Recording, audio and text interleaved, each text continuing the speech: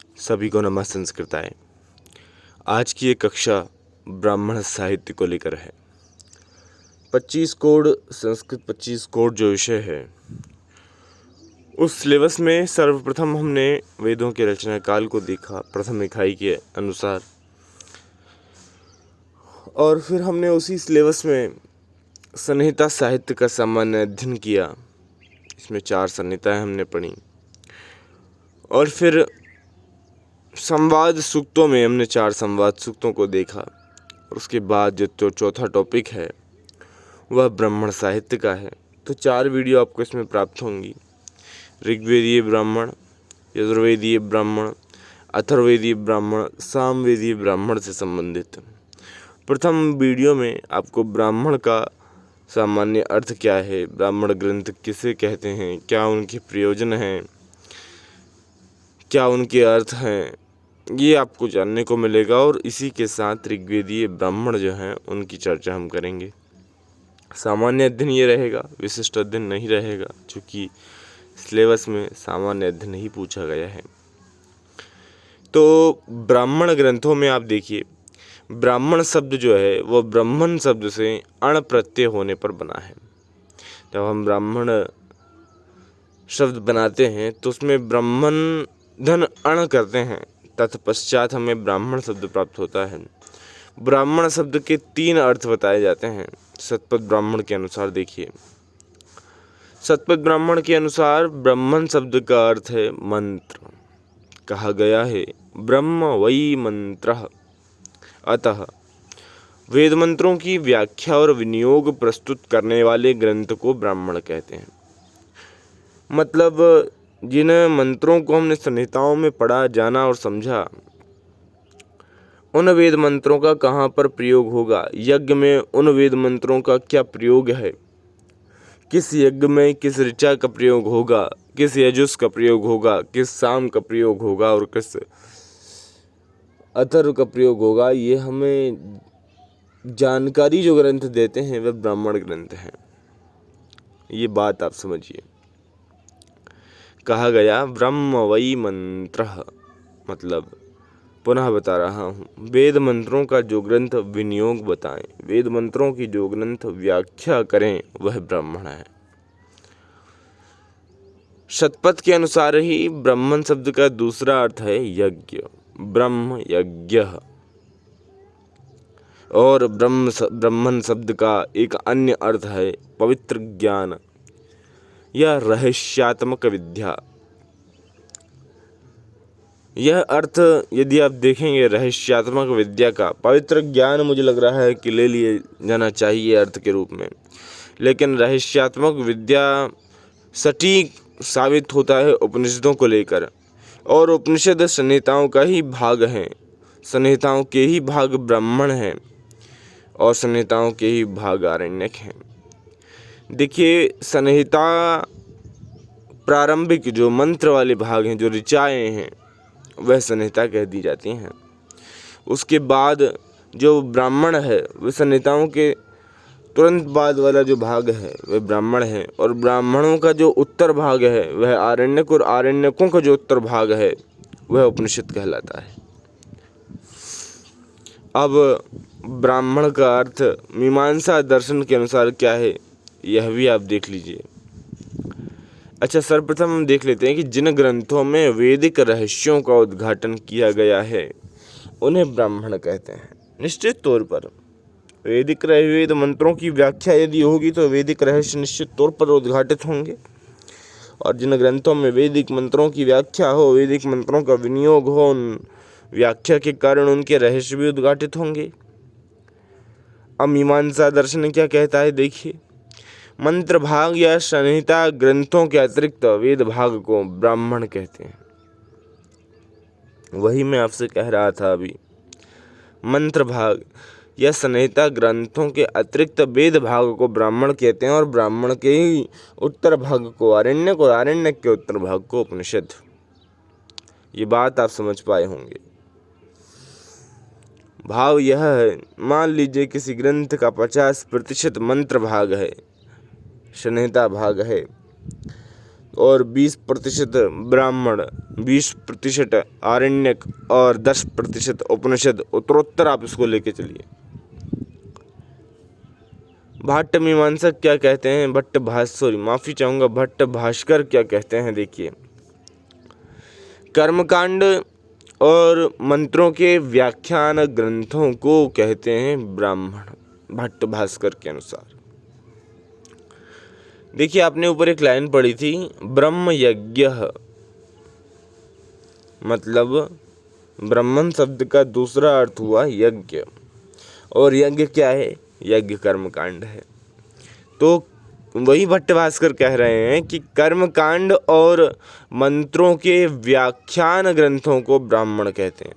मंत्रों की व्याख्या की जाती है जिन ग्रंथों में, उन्हें कर्मकांड, उन्हें क्या कहते हैं, ब्राह्मण कहते हैं। तो हम जान गए थे, हम ब्रह्म यज्ञ से ये भी जान गए थे कि यज्ञ को ब्राह्मण के ब्राह्मण यज्ञ शब्द का दूसरा अर्थ यज्ञ है, यानी यज्ञ भी ब्राह्मण कहा जा सकता है, ब्राह्मण कहा जा सकता है।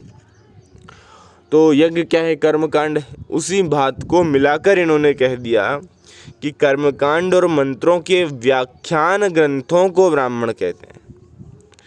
क्या कहा इन्होंने संस्कृत में, ब्राह्मणम नाम कर्मणस तन्मात्राणाम व्याख्यान ग्रंथः, ब्राह्मणम नाम कर्मणस्तन्मात्राणाम व्याख्यान ग्रंथः। कर्मकांड और मंत्रों के व्याख्यान ग्रंथ ही ब्राह्मण है। वाचस्पति मिश्र के अनुसार देखिए ये क्या कहते हैं। वाचस्पति मिश्र विभिन्न दर्शनों के व्याख्याता थे, प्रख्याता थे, विद्वान पुरुष ये थे। सभी मुख्य रूप से सभी दर्शनों के ऊपर उन्होंने लिखा है, वैदिक व्याख्याएं भी इन्होंने की हैं। तो एक हमारे समक्ष ब्राह्मण उन ग्रंथों को कहते हैं, ये कहते हैं वाचस्पति मिश्र के अनुसार इन्होंने ब्राह्मण की परिभाषा दी कि ब्राह्मण किसे कहते हैं। काफ़ी प्रसिद्ध परिभाषा है, शायद आप इसे जानते होंगे कि ब्राह्मण उन ग्रंथों को कहते हैं जिनमें निर्वचन हो, निर्वचन यानी निरुक्ति। जैसे आचार्य है तो आचार्य आचारम ग्राह्यति, जो आचारम आचरण का ग्रहण करा दे वह आचार्य है। आचिनोत्यर्थान आचिनोति बुद्धिमिति वा, ये निरुक्तियाँ हैं। जैसे गौ, गौ क्या है, गौ इति पृथिव्या नामधेयम यच्चास्याम भूतानि गच्छन्ति। ये गौ शब्द की निष्पत्ति है कि गौ पृथ्वी का नाम है जिस पे हम सब चलते हैं। मतलब जो निरुक्ति यानी अर्थ, जिस मूल अर्थ क्या है इसका, इस शब्द, इस जो शब्द प्रयोग हुआ है उस शब्द का क्या अर्थ है, जो अक्षरों के समूह से निर्मित शब्द होता है उसका क्या अर्थ है, ये बताने का कार्य करती है निरुक्ति। निर्वचन यानी कि जिनमें निरुक्ति मंत्रों के विविध यज्ञों में विनियोग, प्रयोग मतलब प्रयोग, क्या उपयोग होगा, कहाँ कहाँ के मंत्रों की किस यज्ञ में क्या क्या उपयोगिता है। प्रयोजन, प्रयोजन यानी कि प्रतिष्ठान, प्रयोजन यानी कि प्रयोजन से मतलब है प्रतिष्ठान नहीं, प्रतिष्ठान तो अर्थवाद हो गया। प्रयोजन मतलब कि प्रयोजन से तात्पर्य है कि हम क्यों करें यज्ञ। जैसे काम्यष्टि यज्ञ होता है कामना की पूर्ति के लिए, पुत्रिष्टि यज्ञ होता है पुत्र की पूर्ति के लिए, पुत्र की प्राप्ति के लिए। पुत्र की प्राप्ति होगी तभी तो पुत्र रूपी इच्छा की पूर्ति होगी। अर्थवाद, अर्थवाद क्या है, निंदा और प्रशंसा को अर्थवाद कहते हैं। सज्जन की प्रशंसा और दुर्जन की निंदा, सत्कर्म की प्रशंसा और दूषित कर्म असत कर्म की निंदा, ये अर्थवाद है। विधि क्या है, विधियों के कई प्रकार बताए गए हैं जिसके बारे में हम आगे चर्चा करेंगे।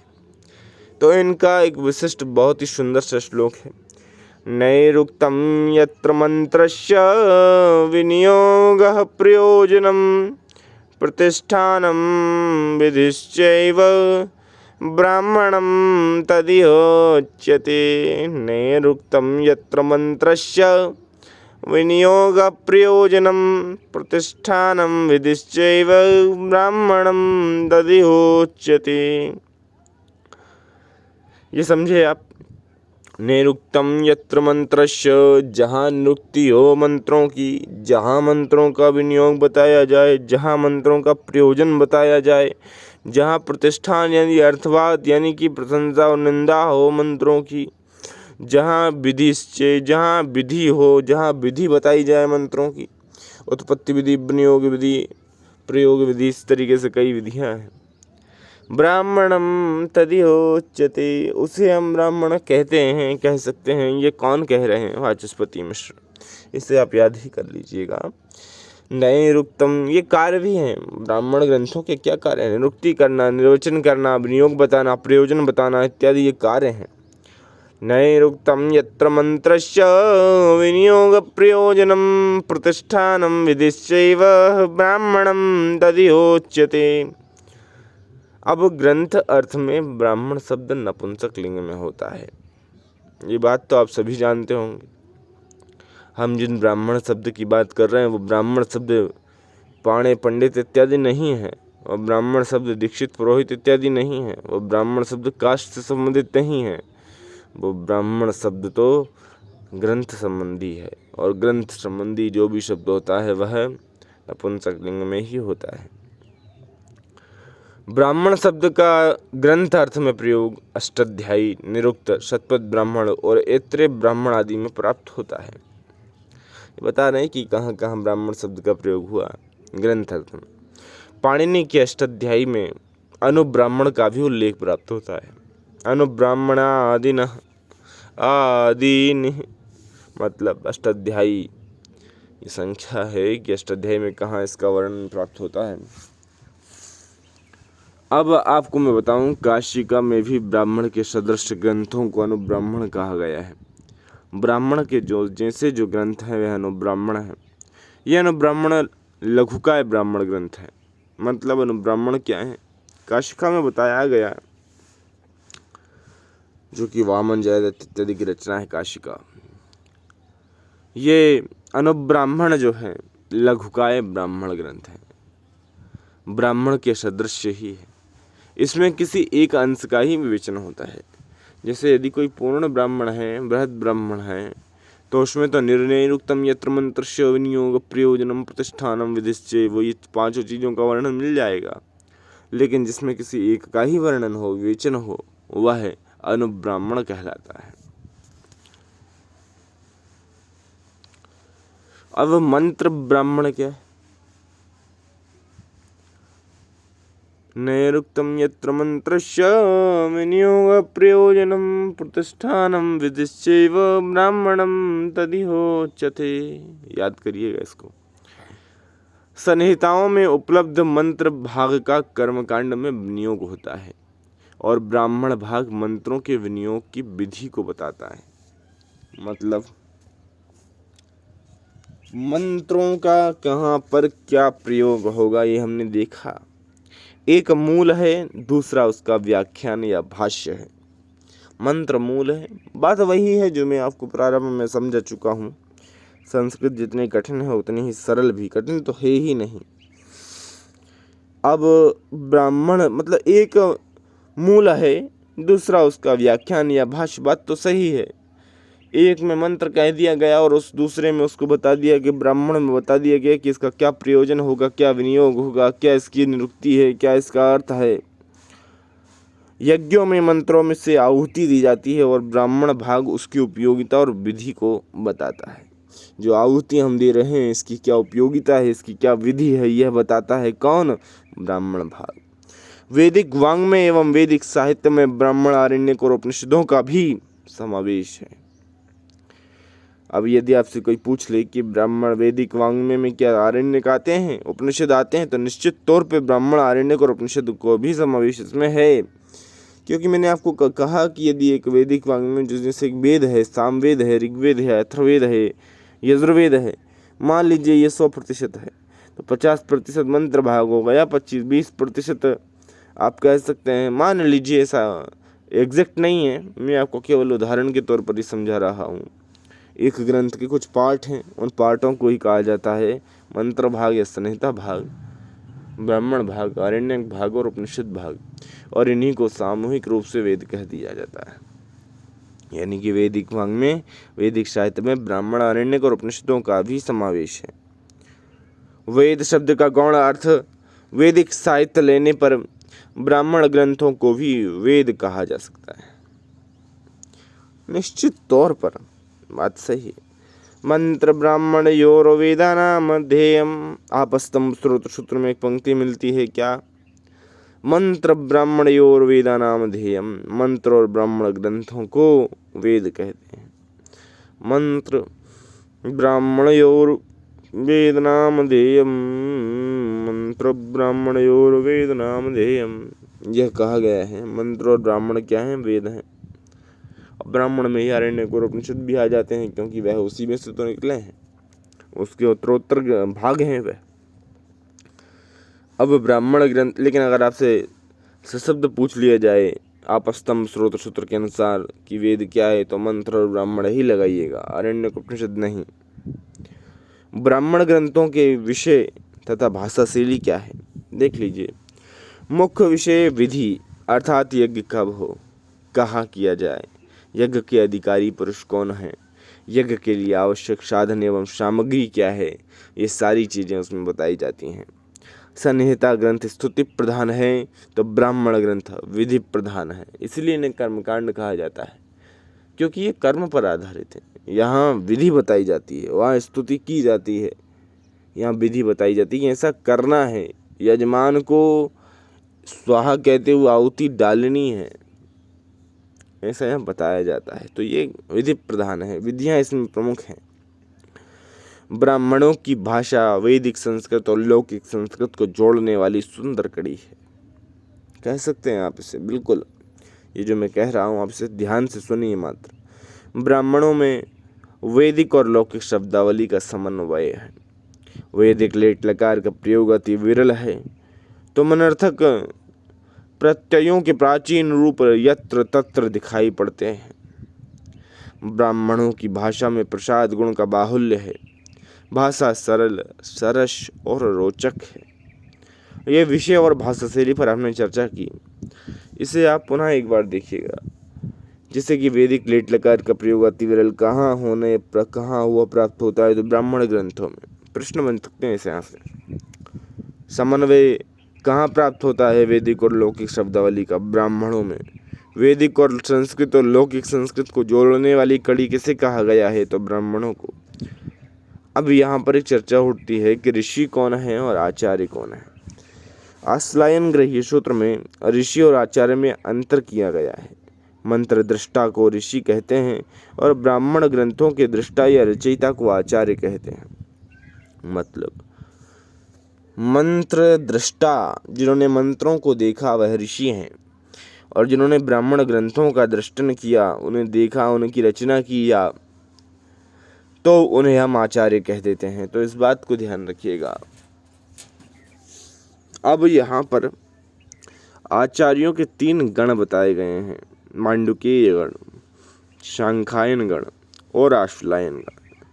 ब्राह्मण ग्रंथों के रचयिता हैं कौशितकी, भारद्वाज, याज्ञवल्क, शांखायन, ऐत्रेय, वाष्कल, शाकल, गार्ग्य, शौनक और आश्लायन। ब्राह्मण ग्रंथों का प्रतिपाद्य विषय आपके समक्ष उपस्थित है कि ब्राह्मण ग्रंथों का मुख्य प्रतिपाद्य विषय है यज्ञ एवं यज्ञ प्रक्रिया का सर्वांगीण विवेचन। अच्छा, ये जो आपने नाम देखे ब्राह्मण ग्रंथों के रचयिताओं के, कौशितकी या फिर दृष्टाओं की, कौशितकी, भारद्वाज इत्यादि, इन्हीं के नाम पर आपको ब्राह्मण ग्रंथों के नाम प्राप्त होंगे। यज्ञ मीमांसा के 2 मुख्य भाग हैं, विधि और अर्थवाद।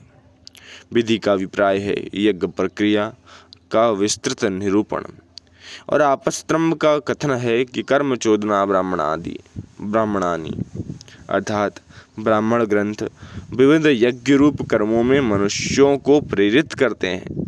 यहाँ पर जो धातु प्रयोग हुई है चोदना, ये प्रेरित करने के अर्थ में है, यानी कि कर्म चोदना ब्राह्मणानि, अर्थात ब्राह्मण ग्रंथ विविध यज्ञ रूप कर्मों में मनुष्यों को प्रेरित करते हैं।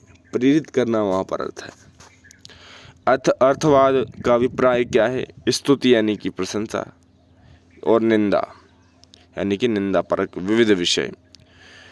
स्तुति यानी कि प्रशंसा की जाती है उस चीज़ की जो करने लायक है, वेद निंदा निषिद्ध है तो उसकी निंदा की जाएगी, उसे गलत बताया जाएगा।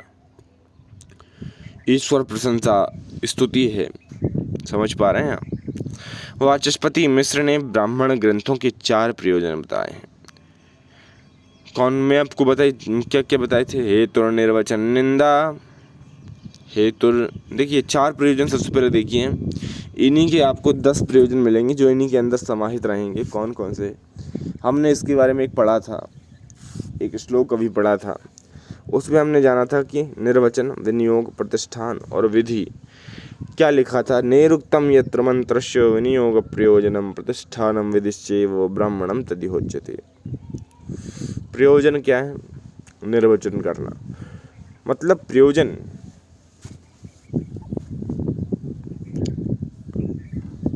अब यहाँ पर प्रयोजन ही पूछ लिया गया है। नेरुक्तम यत्र मंत्रस्य विनियोग प्रयोजनम प्रतिष्ठानम विधिश्चैव ब्राह्मणम तदिहोच्यते।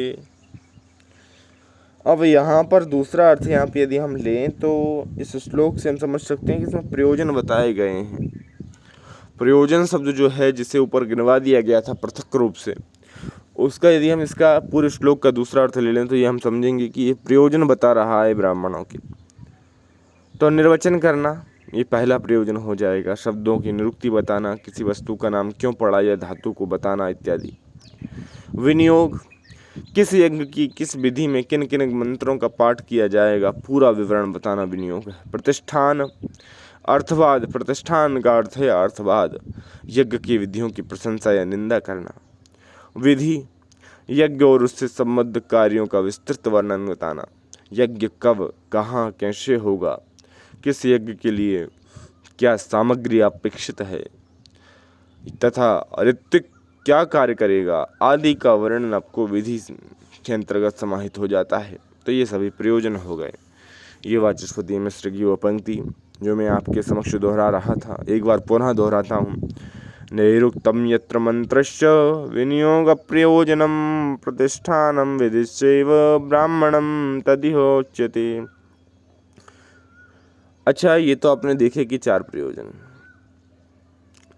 अब हम आपको बताते हैं कि मीमांसा दर्शन के भाष्यकार जो हैं सबर स्वामी, उन्होंने ब्राह्मण विषयों को कुछ और विस्तृत किया और ब्राह्मण ग्रंथों के प्रतिपादित विषयों की संख्या 10 बता दी। क्या क्या कह दिया? हेतुर्निर्वचन निंदा, हेतुर्निर्वचनम निंदा, प्रशंसा संशयो विधि, परक्रिया पुरा कल्पो व्यवधारण कल्पना, उपमानं दर्शयिते तु विधयो ब्राह्मणस्य वै। हेतुर्निर्वचनं निंदा, प्रशंसा संशयो विधि, परक्रिया पुरा कल्पो व्यवधारण कल्पना, उपमानं दर्शयिते तु विधयो ब्राह्मणस्य वै। ये सावर भाष्य है सबर स्वामी का मीमांसा सूत्र पर कि ब्राह्मण के विषय क्या हो गए फिर? हेतु, निर्वचन, निंदा, प्रशंसा, संशय, विधि, प्रक्रिया, पुराकल्पो, व्यवधारण कल्पना और उपमान। हेतु क्या है? यज्ञ में कोई कार्य क्यों किया जाता है, इसका कारण बताना। निर्वचन क्या है? शब्दों की निरुक्ति बताना, जैसे कि नद, इसका अर्थ शब्द करना। निंदा, यज्ञ में निषिद्ध कर्मों की निंदा, जैसे यज्ञ में असत्य भाषण की निषिद्ध है और असत्य भाषण जो है वह स्तुति है, उसकी स्तुति की जाती है, तो असत्य भाषण की निंदा हो जाएगी। यह अर्थवाद ही है। प्रशंसा और निंदा को अर्थवाद के अंतर्गत समाहित जब कर दिया था वाचस्पति मिश्र ने, तो इन्होंने आकर उसको अलग अलग बता दिया, इस कारण इसकी संख्या बढ़ गई। अब यज्ञ में विहित कार्यों की प्रशंसा करना, जैसे यज्ञो वही श्रेष्ठतमम कर्म, अर्थात यज्ञ सर्वश्रेष्ठ कर्म है अतः अवश्य करना चाहिए। संशय, किसी यज्ञीय कर्म के विषय में कोई संदेह उपस्थित हो तो उसका निवारण करना संशय है। विधि, विधि का अभिप्राय क्या है? यज्ञीय क्रियाकलाप की पूरी विधि का विशद निरूपण आपको प्राप्त हो जाएगा। इस प्रश्न का जवाब आपको मिल जाएगा ब्राह्मणों में। परक्रिया क्या है? इसके अर्थ के विषय में पर्याप्त मतभेद है। प्रक्रिया का भाव है परार्थक क्रिया, परक क्रिया, दूसरों के लिए जो की जाए। जैसे आपने कोई कूप तड़ाग इत्यादि बनवा दिया, कोई कुआं खुदवा दिया, तो वह परहित आपने किया। परहित जो आप काम करते हैं वह प्रक्रिया के अंतर्गत आता है। परहित सरस धर्म नहीं भाई,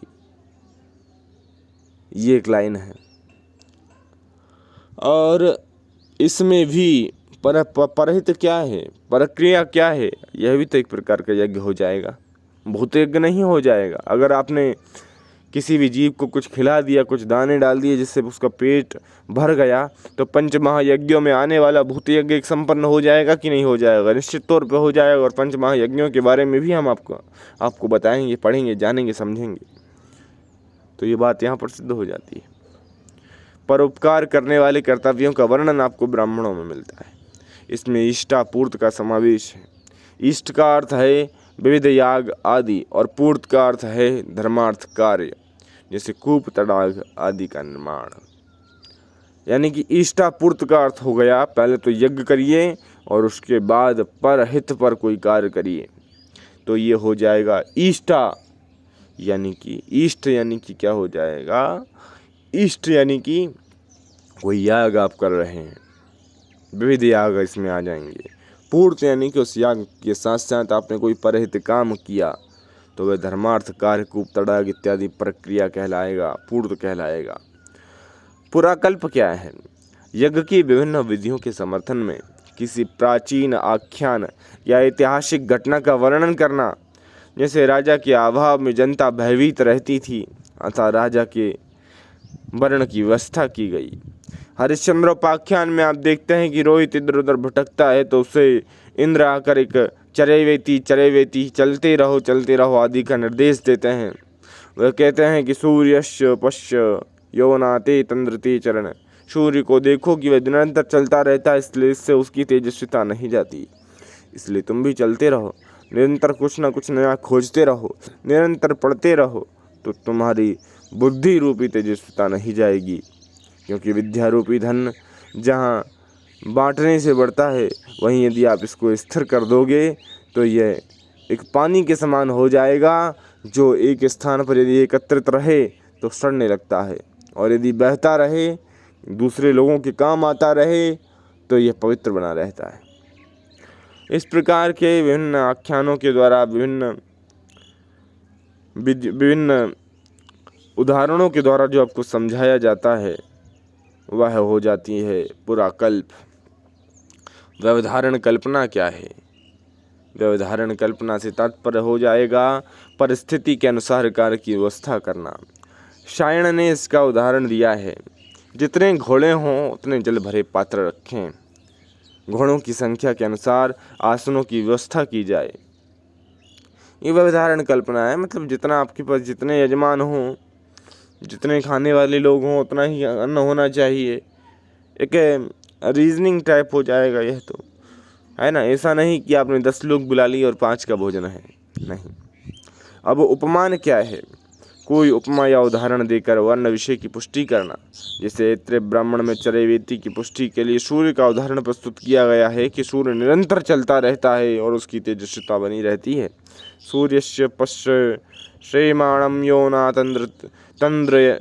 तंद्रयते चरन चरैवेति, सूर्यस्य पश्य श्रेमाणम योना तंद्रते चरन चरैवेति। अब ब्राह्मण ग्रंथों की संख्या, ये हमने थोड़ी सामान्य जानकारी देखी, ब्राह्मण का अर्थ क्या है, क्या क्या उसके प्रयोजन है, उदाहरण हमने देखे, बहुत सारी परिभाषाएं देखी, और ये हमारा कक्षा रही। अब मैं एक बार संख्या और देख लेते हैं कि देखिए ऋग्वेद के यहाँ पर आप देख रहे हैं कि ऐत्रेय ब्राह्मण और सांख्यायन ब्राह्मण 2 ही ब्राह्मण हैं। यजुर्वेद के शुक्ल यजुर्वेद का शतपथ ब्राह्मण, कृष्ण यजुर्वेद का तैत्तिरीय ब्राह्मण। सामवेद के कई ब्राह्मण हैं, तांडव ब्राह्मण, सद्गुण ब्राह्मण, सामविधान, आर्षे, देवत, छांदोग्य, संहितोपनिषद, वंश, जैमिनीय, ये आपके सामवेद के ब्राह्मण हैं। और अथर्ववेद का गोपत ब्राह्मण एक है। तो ऋग्वेदीय ब्राह्मणों की जो कक्षा रहेगी, ये हम आपको प्रदान करेंगे इस कक्षा के बाद। लगभग 10 से 15 मिनट में ये पूर्ण हो जाएगी और फिर उसके साथ ही आपको प्राप्त हो जाएगा यजुर्वेदी ब्राह्मण। उसके पश्चात यजुर्वेदी ब्राह्मण के बाद आपके समक्ष उपस्थित होगा सामवेदी ब्राह्मणों की श्रृंखला, जो कि बहुत लंबा वीडियो हो जाएगा, और फिर अथर्ववेदी ब्राह्मण के से आपकी थोड़ी चर्चा की जाएगी 10-15 मिनट की। और ये छोटी छोटी वीडियो में मेरा बनाने का तात्पर्य कारण यह है कि आप लोगों को देखते हो बोरियत ना हो। जैसे हमने ब्राह्मण ग्रंथों की सामान्य चर्चा आज की, जिससे कई प्रश्न बन सकते थे, और उसके पश्चात अगली वीडियो जो रहेगी वो ऋग्वेदी ब्राह्मणों की रहेगी। आपने मुझे समय दिया, अंत तक इस वीडियो को देखा, इस कक्षा को देखा, उसके लिए आपका बहुत बहुत धन्यवाद। नमः संस्कृताय, नमो नमः।